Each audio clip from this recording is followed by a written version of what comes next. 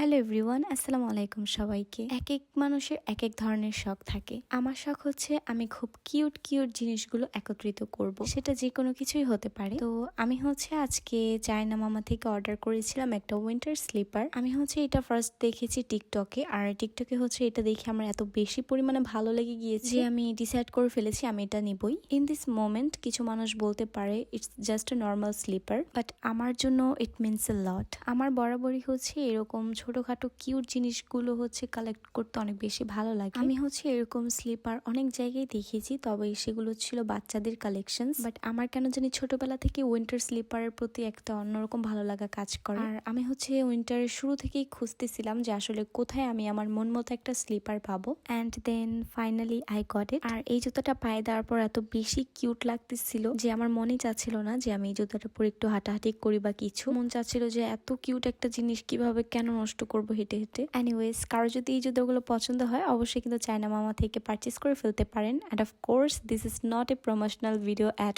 All. Okay, আজকের ভিডিওটা এই পর্যন্তই। সবাই ভালো থাকবেন, সুস্থ থাকবেন। খুদা হাফিজ। Thanks for watching. Bye by.